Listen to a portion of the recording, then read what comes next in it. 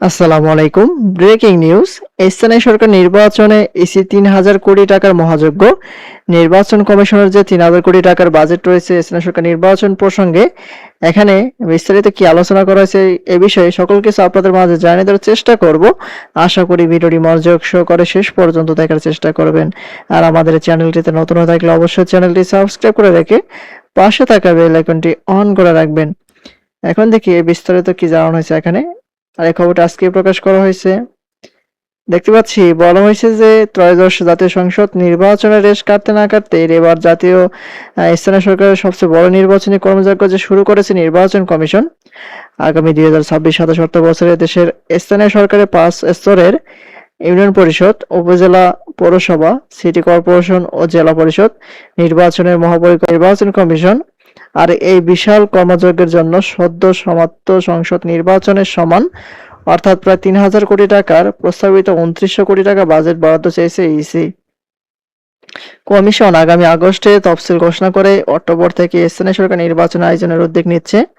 প্রায় বছরব্যাপী অনুষ্ঠিত হতে যাওয়া এই নির্বাচনের বাজেট অর্থ মন্ত্রণালয় বরাবরের মতো কাটরা সেটার চেষ্টা করলেও মাঠ পর্যায়ের বাস্তবতায় নির্বাচন কর্মকর্তাদের দাবি সারা দেশে একসঙ্গে তৃণমূল ভোট করতে গেলে এই বরাদ্দের কোনো বিকল্প নেই। বিশাল এই বাজেটের ব্যয়ের হিসাব ইসি সচিবালয়ের বাজেট ও অর্থ শাখার তথ্য অনুযায়ী স্থানীয় সরকারি নির্বাচনের সবচেয়ে বড় ব্যয়ের খাত হতে যাচ্ছে ইউনিয়ন পরিষদ এবং উপজেলা পরিষদ নির্বাচন। কারণ এই দুইটি স্তরে সারা দেশের সব অঞ্চলের ভোটার সরাসরি ভোটদান করে। আর এই বিষয়ে ইসি সচিবালয়ের সিনিয়র সহকারী সচিব মোহাম্মদ শামসুল হক মোফজ্জল জানান যে সারা দেশে ৪,৫৮১টি ইউনিয়ন পরিষদ এবং ৪৯৫ উপজেলা পরিষদে ভোট করতে হয়। এই কারণে এই দুই ভোটের ব্যয় বরাদ্দ প্রায় সমান সমান থাকে আর কি। সাধারণত ইউপিতে ২,০০০ কোটি টাকার বেশি ব্যয় ধরা হয়ে থাকে এবং উপজেলাতে ২ থেকে ২,৫০০ কোটি টাকার খরচ হয় এবং নির্বাচনী যে সরঞ্জাম রয়েছে দামের উপর ভিত্তি করে এর ব্যয় কিছুটা কম বেশি হয়ে থাকে। সেই তুলনায় ৩৩০টি পৌরসভা, ১৩টি সিটি কর্পোরেশন এবং ৬১টি জেলা পরিষদের খরচ অনেক কম।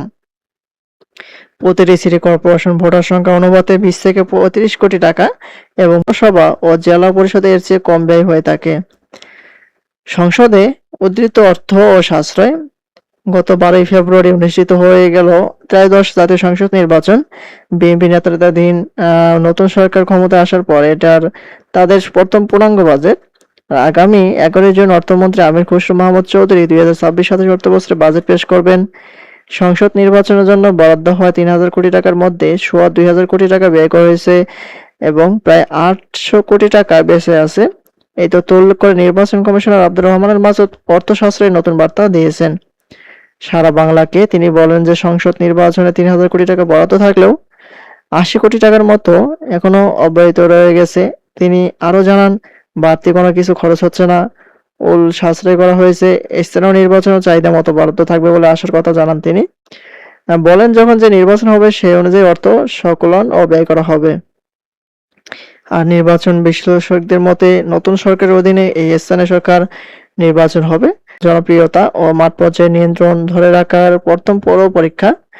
ঢাকা বিশ্ববিদ্যালয়ের রাষ্ট্রবিজ্ঞান বিভাগের অধ্যাপক কাজী মাহবুবুর রহমান সারা বাংলাকে বলেন যে স্থানীয় সরকারের যে ৪,৫৮১টি ইউনিয়ন পরিষদ এবং ৪৯৫টি উপজেলা পরিষদের যে একক কোনো সংসদ নির্বাচন হচ্ছে ভৌগোলিক ও প্রশাসনিক অনেক বেশি জটিল। তাই নির্বাচনে আইন শৃঙ্খলা রক্ষা এবং কেন্দ্র ব্যবস্থাপনা বড় অঙ্কের অর্থ বরাদ্দ প্রয়োজন। বিশেষ করে পুলিশ, আনসার ও অন্যান্য আইন শৃঙ্খলা রক্ষাকারী বাহিনীর পিছনে নির্বাচনী বাজেট একটি বড় অংশ ব্যয় হয়। এই হচ্ছে ইউনিয়ন পরিষদ নির্বাচনের বাজেট প্রসঙ্গে আজকের এই সর্বশেষ আপডেট। পরবর্তীতে নতুন কোনো আপডেট আসা মাত্র আমাদের চ্যানেলটিতে পেতে অবশ্যই চ্যানেলটি সাবস্ক্রাইব করে রাখবেন।